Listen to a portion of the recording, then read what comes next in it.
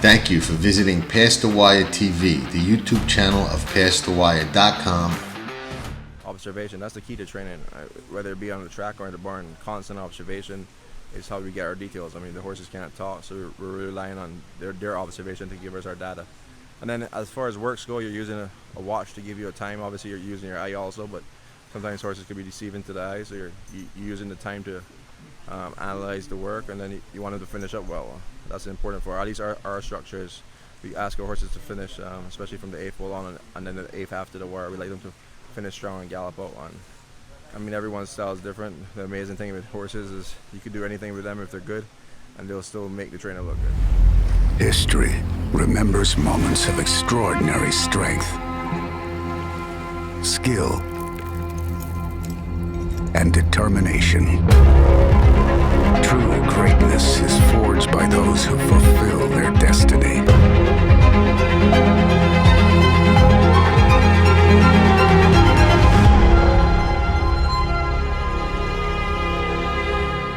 Here with some exciting news. DRF Formulator, the gold standard in past performance information, is now free exclusively on DRF Bets. Join DRF Bets with the promo code WINNING. Get a $250 first deposit match bonus, a $10 free bet, and free Formulator already uploaded to your account. Access Formulator's premium features, including sortable trainer stats, race replays, personalized trip notes, and lots more. Free Formulator exclusively on DRF Bets. Here we go. The Saratoga Saturday finale. The meet is coming to an end, Dawn. I know, and what a weekend to end it too, with really competitive fields for the most part, lots of races, good weather. It's been a memorable Saratoga. I know you're a little disappointed with your performance. I had a couple good ones along the way. I had a few bad ones along the way. So yeah, it's been kind of mixy. It's been a rough meet for me, especially since it's usually a meet historically I do well at. I've had a couple of nice winners and I've cashed a couple of nice tickets, but not enough to get me into the black. So unless we're not done. Unless something really good happens over the next 3 days, it might be a losing meet. But hey, I got the Breeders' Cup hat on. I'm already looking ahead. Made a little money at Kentucky Downs yesterday with a Mendelssohn first time starter that I liked. So not crying. It's Maker, just bet Maker. He's like absolutely loaded for bear at Kentucky. One thing I learned about this game is a marathon. You know what I mean? Yeah. One race can turn it all around very, very quickly. So before we start, let's just touch base. Your take on the Travers last week? Well, I guess it was. I honestly don't know. I mean, obviously, it was a performance by a colt that finally kind of put it all together and did what we thought that he was supposed to do a long time ago. Epicenter, and do you say that? You start to go back, should he have won this? Should he have won that? He could have been this, but he's not. And it just kind of is indicative in the entire crop, isn't it? Like if somebody shows up out of the blue, Rich Strike, and not to be seen again, although he did run okay. He did run. He ran okay. A lot of people are talking about how good he ran. Yeah. It just seems like that kind of a year for this 3-year-old crop where we've made a lot of excuses for a lot of different horses in almost every race. Like, oh, if this had happened, when you're good, you go out and you win. You go out and you win, no excuses. I don't think we've seen a real champion so far. That doesn't mean that it won't change. Sometimes these colts get better as they get a little bit older, and maybe we'll see that. But I don't know. It's just, it was a nice race, but I wasn't super excited about it. Unpopular opinion, and it's probably speculative at this point. I think when all is said and done, there is a good chance that Taiba is the best of the 3-year-olds. Yeah, we'll know. Well, we might know because then they usually retire before, like Epicenter. How much long are you going to keep racing him? You don't want to prove that he is just that kind of runner-up horse, right? Right. No, for sure. Like, I remember when they retired Orb, I was like, they've got to retire him. All they can do is devalue him at this point. Yeah, that's exactly it. he doesn't win. But Epicenter really blossomed. He ran really good. Early voting, who I thought would be on the lead and thought was going to run a really big race, just Somehow had wasn't. nothing. No. Didn't make the lead and then eased. Yeah, he's And I don't know. I didn't try and even look into it. And I don't know if Jose just wrapped up on him and said, you know what, I'm not going to win. Let's just, save him for another day. Or he just legitimately, folded like that. But, he collapsed like a soup sandwich. And I was surprised he wasn't on the lead. When he didn't make the lead, You knew. I kind of felt You were right done. away. He's got no chance. Yeah. And I was really just watching the race to see how it turned out. And Epicenter really, I can't knock him. He couldn't have been more impressive in the last two races, the Jim Dandy and the Travers. I'm interested to see if he runs again before the Classic or if they go straight to the Classic. And I'm very interested to see what Taiba does. I don't know if he's going to run in the Pennsylvania Derby, which I've heard he is, or in the Awesome Again against Older. I guess we'll find out soon enough. But again, I think, he was the most lightly raced and inexperienced heading into the Derby. I think he could have, should have, and, might have won the Haskell under different circumstances. If he's gone forward with Cyberknife running as good as he did in the Travers, I think Taiba could be a really, nice horse and the one that blossoms and gets good at the right time and steals all the glory late in the year. And that would not be the first time Bob Baffert does something like that, because No. he gets him ready when it counts. So Yeah, and he's definitely, he could really step up and just be, the horse of the fall. It was a weird day, Travers Day. I was pretty disappointed. I don't know that I was disappointed in Jackie's Warrior, but I mean, he just got beat by a horse that freaked on the day. That's what you do there. Latruska was a little disappointing, but that's the problem with betting those kind of horses, those older mares.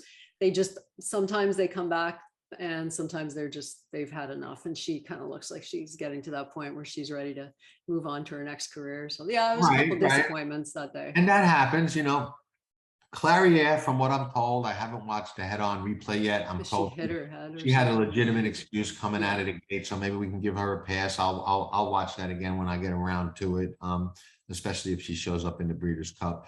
But I thought it was an interesting day. Now I'll tell you another unpopular opinion that I have.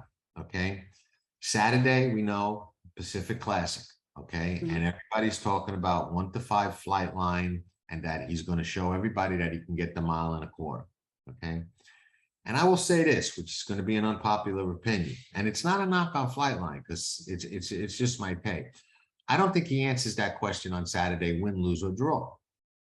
I think he's supposed to win that race on paper. He's faster than those horses. And when you're that much faster and that much better, I think we're going to say under those conditions against those horses, he got 1.25 miles and can get 1.25 miles.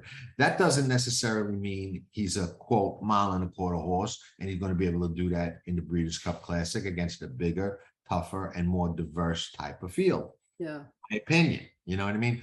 So I think he's supposed to win on Saturday, and I don't think he really answers any questions by winning. I think he can answer a question or two by losing, if that were to happen. But I think if he wins, my take is going to be, well, he was supposed to win, and the race was 1.25 miles, and he got it under those circumstances, against horses that he was obviously faster than and can do whatever he wants with. And if he does win, and Country Grammar is running at him late and trying to make a race of it or getting closer, then it makes more of a question for me in the Breeders' Cup Classic, where I think it'll be a very different type of race than the race that he's going to run on Saturday at his home track, where he's been all summer. And I think it's just different. So from a wagering perspective, I would love to see him smoke the field and get even more and more people on his bandwagon. You know what I mean? And people, talking about a free square, and that's this, and he may be, that's okay. But I always love when there's one of those in the race, and having the opportunity to figure out a way to beat him. So that's my take. I don't think he really proves anything by winning the Pacific Classic on Saturday. I think on paper he's supposed to win it, and he's faster than the horses. And, if he wins, great. That's, it's what he's supposed to do. Yes, yeah, I it's don't- when you're 1-5 and you don't win, that's a Right. huge story. But when you do, it's like, well, yeah, you're 1-5. Right. And you watch, people will be saying when he wins, and especially if he wins easy, look, he can get the mile and a quarter. And I'm like, okay, you know what I mean? That's fine, I'm hoping that's the takeaway for everybody. You know what I mean? Mhm. Oh, mile and a quarter is no problem. He's the Breeders' Cup Classic winner. I know he's a heavy favorite in that advanced betting Yeah, that they're yeah. offering for the first time. And I think that's a horrible bet. I would never bet a horse that's not sound and obviously has some issues in a future bet as a heavy favorite. That's got to be, and I don't care if he goes off half that price come race day. That's got to be one of the worst bets over time that you could possibly make. Anyway. Yeah, absolutely. Let's get to our closing Saturday. Closing Saturday, 13 races. There 13 are. of the finest. Yeah, absolutely. 13 races, a lot of maiden special weight races with a lot of interesting horses. A lot of work to be done on those races. I'll start with one in a second. All right, Okay. tee it up. I like Upgrade. Okay. I like the 8 on the outside. I love the 7 furlongs. I have Blazing Sevens down on I did a list of I think 7 or 8 or maybe 9, it's up to now, of the most impressive 2-year-olds I saw this summer at Del Mar and Saratoga. Okay. And I'm going to write an article about it at the end of the meet. Mhm. And Blazing Sevens is on that list. I would have to go back to my notes because I'm getting older. My memory ain't what it used to be to tell you exactly why Blazing Sevens is on that list. Because the race, I've seen so many races to some of that I don't remember that one in particular. But it made my list, and that's important. And I know that Bourbon Bash came out of the race and won easily because that shows in the surprise payoff line, which is right under Upgrade. So it's no big secret that is a potential key race, and at least one horse has come out of the race and won by 8 lengths. Upgrade got off slow. Saez Sticks, Pletch is deadly second time out. I love the outside draw going 7. And I love the fact that the 7 horse is going to probably get all the money and looks tough and, absolutely can win. And the one who is JMS, that's Sam. She's my friend. I love Sam. I always root for her. So if I lose to her, I'm okay with it. But I think those horses are going to take a lot of money.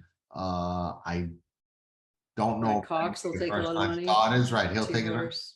And I think that, Todd's horse who fits right with all of them and I think can go forward and maybe a little bit more value than he should be because it looks like, third by 10 lengths. So he really didn't get in the race. But, we had some runaway winners there. So I think that's a little bit deceptive, especially with the, getting off a little slow. So I like Upgrade to go forward, be a lot closer and be right in this and likely win it, in my opinion.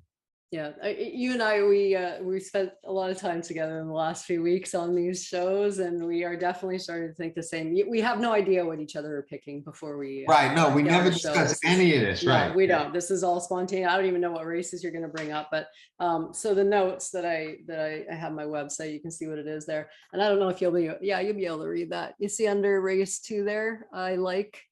The horse you like, it's backwards, sorry, it's reversed. But you put this up to a mirror and you can see who I picked there. I picked Upgrade on top. My note on him was he showed enough in the debut to be a factor with any improvement. And like you said, these second time starters and Powerful is going to be over-bet. He deserves to be bet off of his last start. I mean, he deserves to be bet, but he's going to be over-bet. The value is gone. It flew out the window. Tappett's Conquest. I like the Cox second time starters. I just don't bet them first out. They win the second start. They can win the first start, but they win way more in the second start. Fighter Town I thought was kind of interesting too. The 3 horse gets some sharp works. He got kind of a nice little win early pedigree too.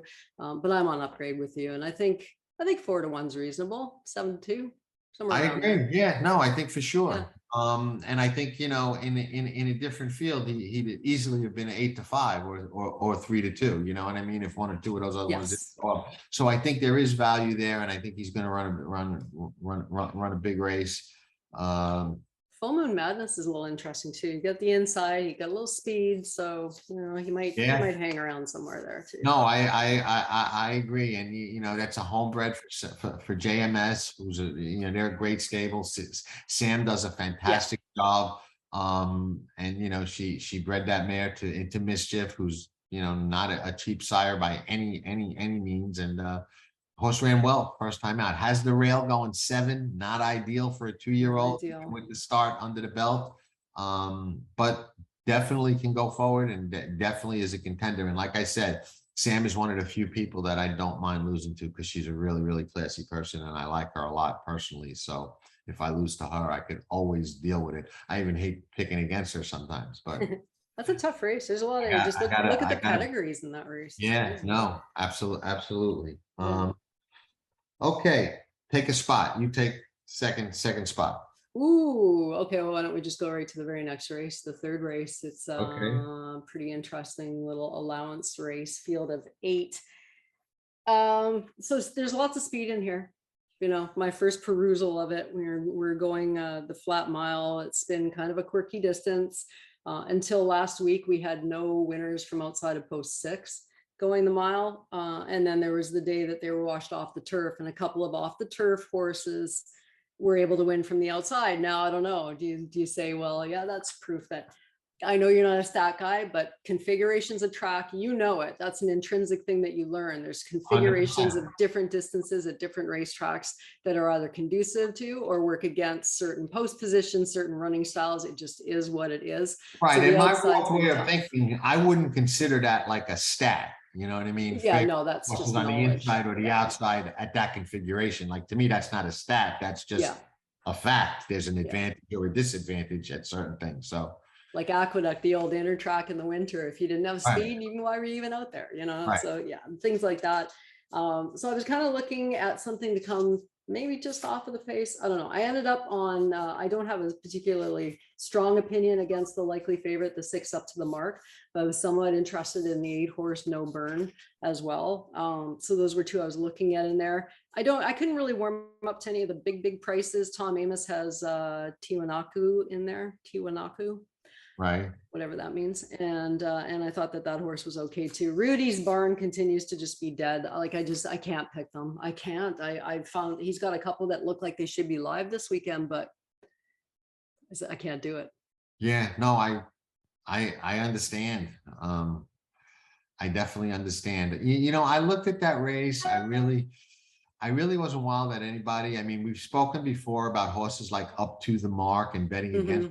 He's a one-time winner. Yeah, a big number in the slop. Now he's going on a fast track, going longer, going to be a favorite. I don't know. He was 4-5, obviously. he got that. Yeah, right. He he could be any sort. Who knows? He might be the next stakes horse to come out of that barn for all we know. Yeah. I was kind of looking at the one off the layoff. Well, not much of a layoff, but off a little layoff for Bill Mott. I just thought there was enough pace in here to maybe set it up, and he would be sitting on the rail, probably far back, maybe even too far back. But I really didn't like anybody, and was just looking for somebody, to bet against the 6, and the 1 was really all that I came up with. I do think the 8 that you mentioned is very interesting. He's got 2 races in his life at Saratoga, both really good. Last time in the slop, but he's running good there, sprinting, on a fast track as well. And his last really 6 races are all really good. He's going really, really well, and he's a 6-time winner against limited winners. And we've talked too about those hard knocking claiming horses with multiple wins against 1- and 2-time winners, and that's something that I look for and tend to like. So yeah, if there's no scratches, he might be it's not an easy post to work a trip, because the race starts, you're in the turn. Right. He's on the outside, so if there are no scratches in that race, he could get the worst of it in there. I thought we'd mention that race because I'm pretty much just going to go cold exacta in there. Well, I'll reverse it, but I don't know. I was going to go 6 and 8, but I think I just talked myself. I'll probably go 6 and 4 with Amos's horse. But I thought we'd talk about that one because I don't know that is there a lot to say about the Saratoga? Are we in the 4th race? Well, Is there much going on in there? I don't know. You know, we're going to have a very, very, very heavy favorite in a race that looks like It's hungry for not anything. right. There's no speed. You know what I mean? No. I was trying to make a case for the 5 that ran at Woodbine last time on the synthetic, thinking that, well, you know, maybe he can get the lead. He did do it once in a slow race at Gulfstream. But that was during the good meet for maiden 30. I don't know. Yeah. I don't think Annapolis is a lock by any stretch of the imagination. But who do you want out of there? That's the yeah, where that's else do you the problem. go? Yeah, I Yeah. mean, there's really nowhere to go. I looked at Shug's colt on the inside a little bit. I mean, at least he's kind of close, but Yeah. Ventura beat him before. I don't know. He did run against Witt. He was in the same stratosphere as Witt last time. So, and Witt's apparently a very good turf horse, which we saw the other day. So, Right. I don't know. Yeah, it's a bit of a hungry race for Yeah. betting, I think. Yeah. I'm going to just watch that one for sure. Yeah, sometimes you have to, especially when it's a 5-horse field, and like the morning line's 2 to 5. So Right. And what does that tell you? and probably will be 2 to 5. You know, I'm jumping way ahead. So if you like something before the No, let's jump because there's Oh, I do. How far are you jumping? The 8th race, I do like a horse. who do you like in the 8th? But it's a horse that shouldn't. I mean, if I get 5 to 2, did you see Krupe lost in his first start? He came Absolutely. flying like a freight train. I think he hit the gate or something too that day, but Yeah. he really looks like he could be something special. So maybe he offers 5 to 2. I don't know. Maybe he's lower, but 5 to 2 would be fair on him, I think. I agree 100%. That's who I like. That I mean, he's coming out of the disarm race. I like disarm. He's another one on that list that I told you about. And yeah, no, he came out terrible and was flying, made up a ton of ground. I think he's on tracking trips. And yeah, I liked him. I am not as optimistic as you about the 5 to 2. 5 to 2. Bet a little bit more. Unless Mott's horse garners the bulk of the money, Arthur's Ride, number 3, but I definitely like Krupe a lot better, and think he's the horse to beat, for sure. Yeah, I mean the pots will be big, right? It's a big day. They'll be betting a lot. It's 10 colts in there. Hopefully there's no scratches. So maybe 5 to 2, probably more like 2 to 1, 9 to 5. Yeah, probably. Yeah. The next race, I like a horse that I think is going to be a price. I like the 3, Lorenz, Safi Joseph's horse. I like Lorenz a little bit too. Yeah, you can tell. Looks very, very interesting to me. You know, the South Americans do things completely different. Okay, they train different. They work different. When I interviewed Paulo Lobo before the Breeders' Cup a couple of years back, he explained everything to me and why it takes them so long to acclimate and how they do things so differently. So I think the layoff with this horse from March to July did him some good. Obviously, he ran well. I think his turf races are better than his synthetic race that he ran last time, even though, it's hard to gauge who he was running against in Brazil, but he was 2 for 3 on the grass. I think he's catching a field of horses that are either overrated or have seen their better days or are not looking, to me, the way I look at form cycles, like they're coming to a peak race. And he's a horse at a price who looks to me like he's going to go forward. And Safi heated up a little bit. He started a little bit cold, but he kind of got his feet planted as the meet progressed, and he's winning a little bit more now. I know he won at Kentucky Downs on opening day as well. I just, I looked at this race long and hard, and all roads kept coming back to the three Lorenz, who, might be a nice colt. And if he goes forward, which I think he will, I think he can make a lot of noise in this race, because like I said, I think there's a lot of overrated horses, and horses that have just seen their better days, and horses that are on a down curve as opposed to an upswing in their form cycle. And I'll always take a horse going up as opposed to going down. Yeah, or at least one that has, because we don't know with him. I mean, Right. he could really be something, but he might end up just being a whole lot of nothing. I mean, who Right, and a knows? lot of those South American horses wind up that way. I mean, Yeah. what comes to mind, I forget the name of the horse, but Chad Brown bought one to Saratoga a couple of years ago that ran good in a graded stake, small field, first time out, and then got bet hard into 2 follow-up starts at Saratoga and just never did anything. You know what I Yeah. mean? I don't even know what happened to it, and I can't remember the name of the horse. But yeah, some of them just are nothing. And I would probably more of them than are nothing than turn out to be something for whatever reason. But the good ones do turn out good. And I don't think he's got to be that good to make a lot of noise, because like I said, I think he's catching some of these at the right time. So. And your odds will be, it's different to say, well, he might not be that good, but at 12-1 or 15-1 or whatever he's going to be, it's worth taking a chance. If he's somehow going to be 4-1, then you say no, right. Like not taking a chance that you might be just a complete hack of a claimer at some point.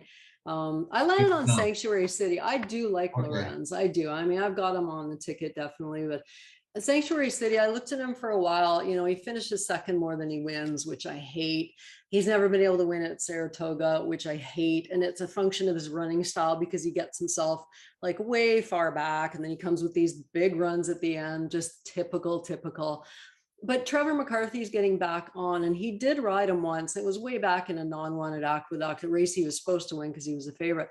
But I thought he had him in a good spot there. He finished second to Microsecond, who's not the worst horse in the world.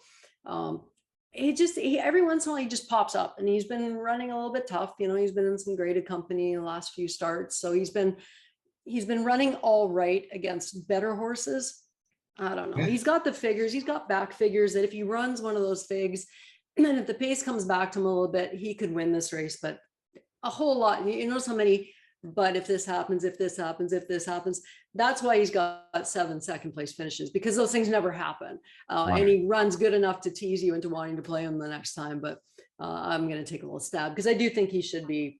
He shouldn't be the favorite in there. He should be 5 or 6-1. Oh yeah, he'll be 5 or 6-1, and he has run more than his share of races that can win this race. Yeah, no question about it. And here's something we'll talk about, stats that I have a little different take on. You look at James Ferraro. I don't know if he won a race yesterday. He might have won one yesterday. I'm not sure, but if he didn't, he's 0 for 20 coming in. And people shy away from that. But on the last 2-3 days of the meet, I always look for those guys to get their win. You know what I mean? Because it kind of evens out. So 2 weeks into the meet, I might have said, nah, the guy's ice cold. But now coming to the end of the meet, you're pushing for that win. Sometimes it works. It works out. And he was close enough to Soldier Rising, who ran good last weekend in the stake against much better. City Man is, pretty legitimate. Mason is a nice horse who won the Polka. That's one of Chad's horses. He's got plenty of races, and like you said, he's got some back history. And what negates the seconds to me is if you go way back when, he did go on a roll of 3 wins in a row. So he does know how to win when he gets things right. You know what I mean? It's not like he's a quote seconditis horse that just, can't find the winner's circle. He's 4 for 22 with 7 seconds against some good company. So no. There's some stuff to like there. No shame in that game. I think he's legit. No, he's a little older horse too, and you can see because of the races he's been in, he hasn't been able to run on Lasix a whole lot in the last couple of years. He's on Lasix here. I mean, the last time he won a race, he was running with Lasix. So, I think he's only been, what's he run 4 times in the last 2 years with Lasix, and that can make a difference, especially when you're a 5-year-old. It can make a big difference for these older horses. 100%. Next race, we've got Warlike Goddess to contend with. I don't. I'm not even gonna try. I mean, Yeah. she's the queen. If she shows up, she shows up. I looked at Virginia Joy. To me, Virginia Joy just kind of runs the same race every time. Sometimes, it's good enough to win. Sometimes it's Yeah, no. not good enough to win. Warlike Goddess is really good. I mean, no Yeah. question about it. She loves Saratoga. Right. She loves Saratoga. She was the favorite in the Breeders' Cup Filly and Mare Turf last year. Mm. And she'll probably, if she wins this, be the favorite in the Filly and Mare Turf this year. Yeah. I mean, she's, again, it's another 2 to 5 shot that I can't find a real cute thing to come up with and say, oh yeah, no, I really don't like her today.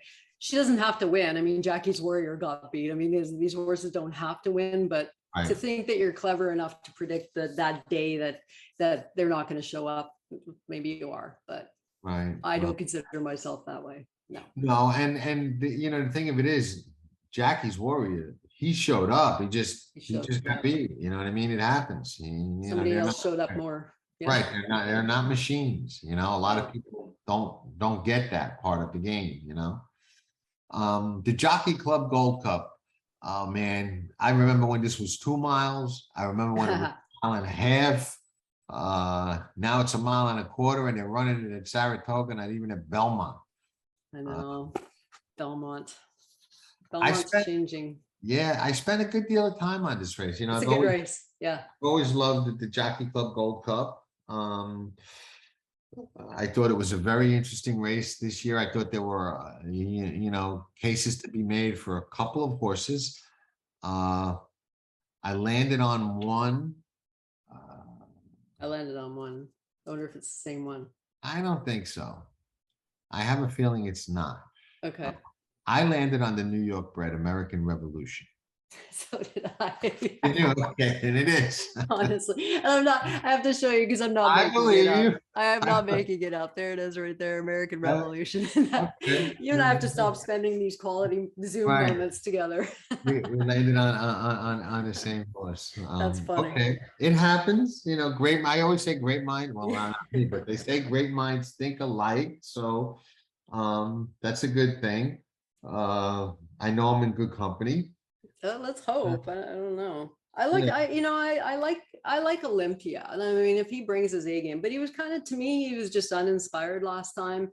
I didn't think the ride was particularly great, but sometimes a ride looks worse than it actually was if the horse under you is just not going forward.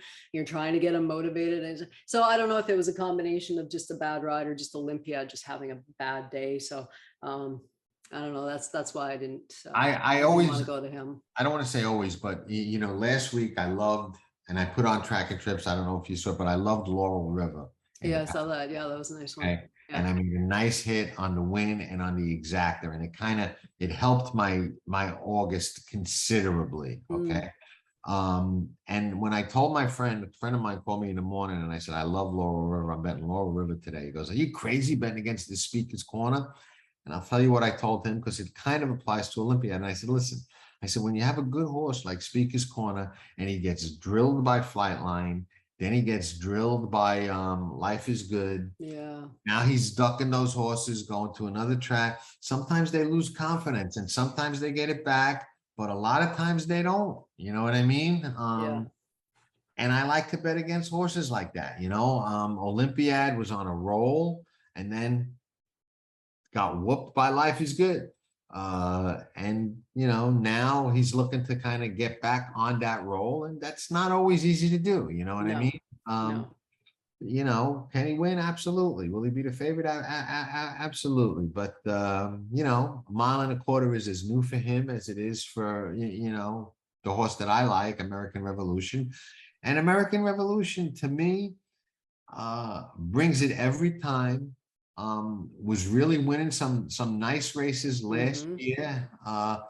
And the races he lost, he brought it every time. And this year it looks like he had 2 races to kind of get in shape. I like the middle move he made first time out in the Blaine. I like the way he finished 2 Olympiad in the Stephen Foster. I think he's coming around.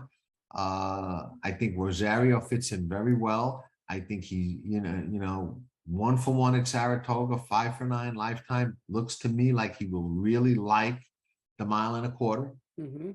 Uh, and I mean, all roads lead back to him. I think he gets a nice trip wherever Joel wants him to be. He could be a little further back or stalking close enough to get the jump on any closers. I think it's Rosario, Joel's race to ride the way that he wants to. And I think he gets the money. I really do. Do And you think Saez like wanted to ride the horse next to him, First Captain? Oh, I I looked at the jockey shuffling and I was kind of right. intrigued by that. I'm always intrigued by that. And First Captain, who is not hopeless here at all. No. He's been a very hyped horse his entire career. You know what I mean? Saez rode him those 2 times. I don't know, but he might have had to call for this right after the Suburban. You know what I mean? It might have been a multi-race call. You just don't know. I don't know that Todd was targeting this race with American Revolution because there were a lot of options for him, especially being a state bred. Yeah, he had him entered somewhere else too, so that may be what it was, because he scratched out on August the 6th from something. What was it? So he decided to go on this race. Yeah, so he had him entered for the Whitney. He had him entered for the Whitney, but he took out of there. So yeah, that's exactly probably it, is that was the target. And so yeah. So I mean, it probably was a call thing, you know what I'm thinking. And First Captain is not exactly a bad horse to wind up on, or one that you're going to beg a trainer to get off of. You know what I mean? Yeah. So, Sugar Todd, yeah. Right. It just I think played out that way. But I look at it and hey, it is what it is, and I'm going to go with my gut. And I think Rosario fits American Revolution. And one of the things about Joel, we spoke about little nuances on one of the shows, and one of the things I like about doing the show is not only talking about horses, it's talking about like angles and nuances. And I remember we talked a little bit about Irad when he gets in trouble on a horse, him being very tough on that horse next time. Joel, it just seems to me, and again, it's not something I look up, but first time on a good horse, he has a tendency to get a lot out of them and shake them up or other riders. You know what I mean? I like him first time on a good horse, and sometimes he changes things up. Sometimes, I mean, he's known as a strong finisher and a come from behind rider, but sometimes he takes him to the lead and he's got that loose hold. They just kind of gallop and he gives him a little bit more head and a little bit more head. And, sometimes he makes that big, late, powerful run. So I like him first time on a horse. I think this is a really, really nice New York bred. And I think he can win the Jockey Club Gold Cup, which I'm surprised they didn't call the Todd Pletcher Gold Cup. How many does he have in there? 1, 2, 3, 4 out of 8. He got half the field. Okay. It's like Chad Brown in the Philly races. Right, he's got half the field. Yeah. But that's that. So we landed on the same one. We did, yeah. I looked at another one, Long and Hard. I was really, I liked First Captain, but I was going to go against him. And it came down to American Revolution. And the other one that I had a hard time kind of getting away from, believe it or not, was Untreated. I just thought he may get out there on the lead, and if nobody goes with him, you know what I mean? I know Tax is in there, but maybe he can sit second off of Tax and kind of reel I wonder him if in. Olympiad will go. I wonder if Junior will try to get Olympiad. He had just a disaster in the Whitney. I don't know. I watched that race a couple times trying to figure out what the game plan was. Like, not once did he even attempt to save ground. He just kind of kept him to the outside, and then who scooted up the rail, and meanwhile he was like 10 wide. It was Life is Good, Happy Saver. Yeah, I don't know. It was a disaster from the word go. But absolutely. Yeah, that horse isn't impossible. I don't know that he can win. Maybe Exact does though. Yeah, no, I ultimately decided on American Revolution. Yeah, me too. So I took a look at Keep Me in Mind too, because that was first for Pletcher last time, and he won so easily. He was 4-5, so it was a function of who was in behind him. Again, you always have to keep that in your mind, but I think the distance suits him. I'm just intrigued to see how different of a horse he is with Pletcher as opposed to Diodoro. And I mean, there's a Well, horse that could be improving, right? right. And, you know, when you go back, you know, he was very close to essential quality, you know, you know, when Diodoro had him. So, I mean, he's got ability to run with, you know, good horses.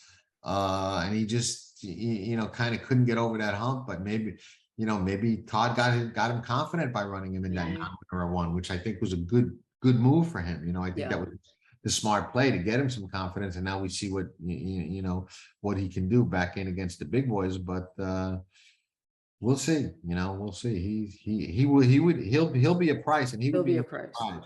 Yeah. He would be no surprise to me at all. Castellano's riding very well. I like to see it. I like Javier.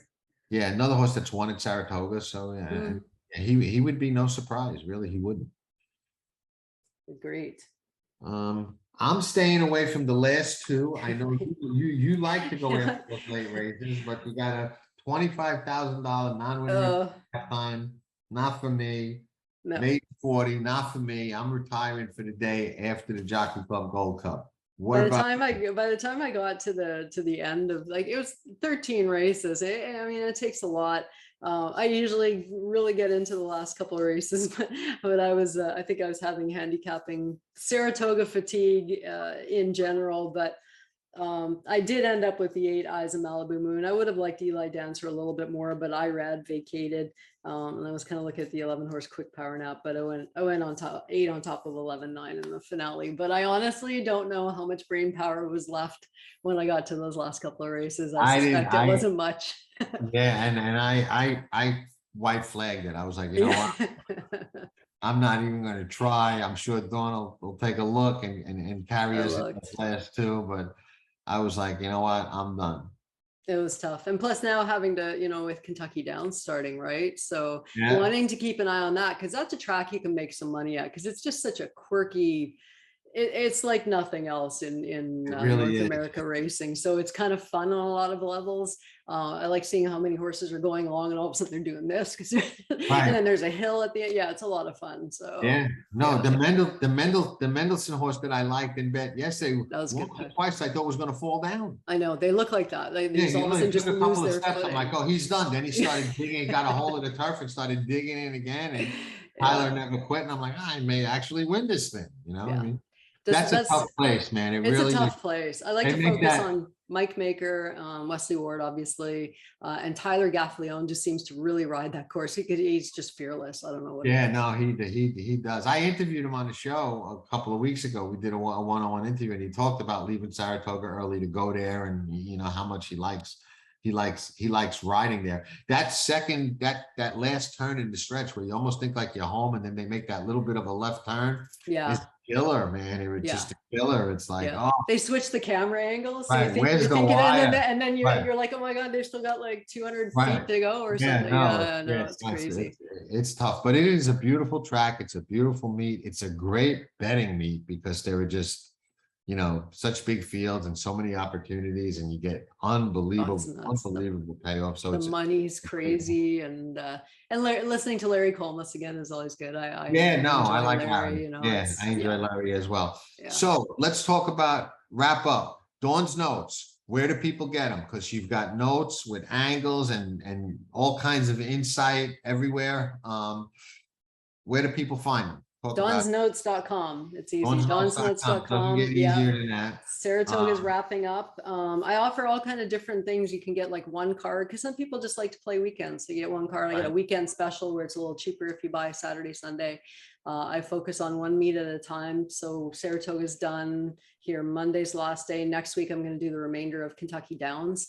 And then Belmont at the Big A. Belmont at the Big A. I will never get used to saying that. I want Belmont, but I'm not. But Belmont at the Big A starts right after. So there's actually a package deal. You can buy the last week of Kentucky and Aqueduct together.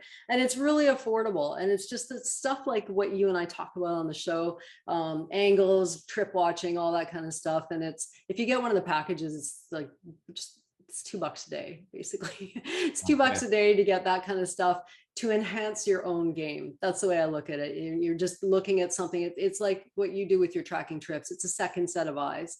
Right. Maybe seeing a couple of things that you might have missed, and hopefully a horse that you might not have had in your pick 5, and that helps you get a big score.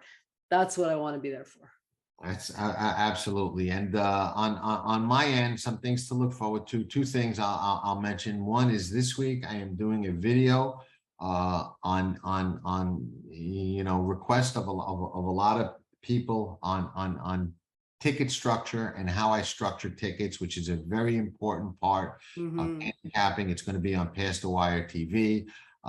Everybody could watch it when it comes out. I don't want to commit to the day, but I'm gonna get it out this week. So that's something that I think a lot of people will enjoy, no matter what level of play you're at, because ticket structure is important. A lot of people make mistakes, and everybody will get something out of it, even if they don't structure the way that I do or the way that I suggest. You'll still get something out of it, and it'll help anybody at any level of the game, especially people who have trouble structuring tickets and don't necessarily know how to do it. And I'm going to talk about everything from win, exacta, triple, superfecta to pick 4s, 5s, 6s, and everything. And I'll try not to ramble and keep it short, like maybe a half-hour video. I'll have like one of those timers, so I don't ramble. Because I talk horse, I ramble. And the other thing is, I don't know, this week, maybe next week, I'm going to put up on pastthewire.com the info about our annual Breeders' Cup seminar. That's always live and interactive for people that want to participate, but it comes with a replay as well. There'll be a discount that we do charge for, but there'll be a discount for people that charge early. And all the track and trip people and anybody that was at the free Belmont seminar will get notice of that via email before it gets announced to everybody out there. But we will be live on scene, God willing, for the Breeders' Cup. So looking forward to a great seminar. And Dawn, you and I are going to do some more shows on some of the big days going forward.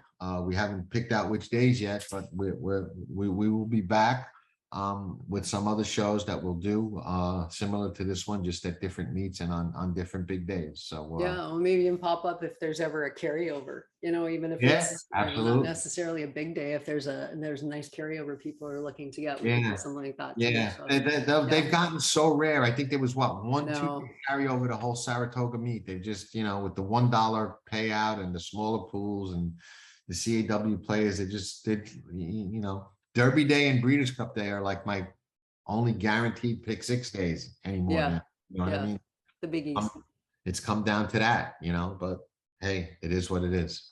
Play the hand you dealt. Anyway, thank everybody for watching these shows. We hope you enjoyed the Saratoga meet with us. Went by fast. Saratoga always does. Yeah. Again, we hope you enjoyed it. It was a pleasure doing it. I enjoyed it. I think Dawn enjoyed it as well. We appreciate all of you that have watched and supported it and liked it during the course of the meet. And thanks and ciao for now. Warfront out of Seek and Destroy is a grade 3 winner. What I particularly liked about this collie is he's got a great strong shoulder, a very strong hip. And when you watch him walk, for a horse that has this weight, he's actually got a phenomenal athletic movement to him. So we're going to have him walk and kind of show you how all this physical works together with the horse himself. So typically for a yearling of this size, with this type of weight and muscle and bone, you don't see a horse that's this light on his feet and this athletic. As you watch him go by, he uses every piece of himself really efficiently. He stretches for ground with his front feet. He really pushes off with his hind feet. When you watch him turn, which is a big piece, he's actually very light on his feet as he turns. There's no sloppy movement there. He knows how to use himself. So there's a lot of athleticism with this horse. He's by Warfront, who's a very good sire training, but it's a phenomenal physical of a horse. You can't really fault him for much. Colt here by Warfront by the sire of 3 champions, Grade 1 winning colts such as Lines of Battle, War of Will, Omaha Beach and Air Force Blue.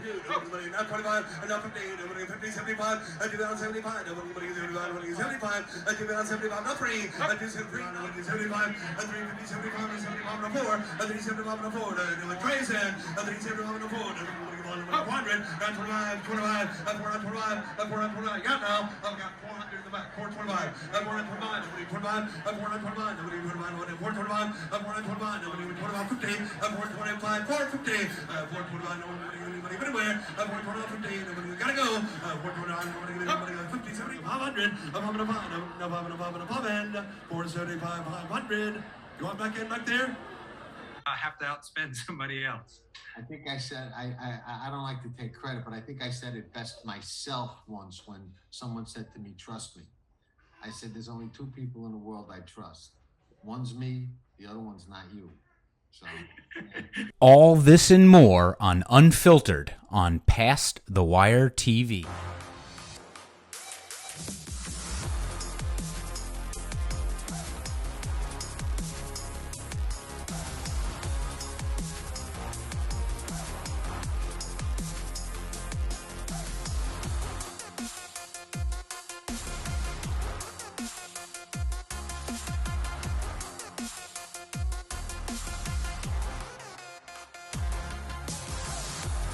Been there, done that.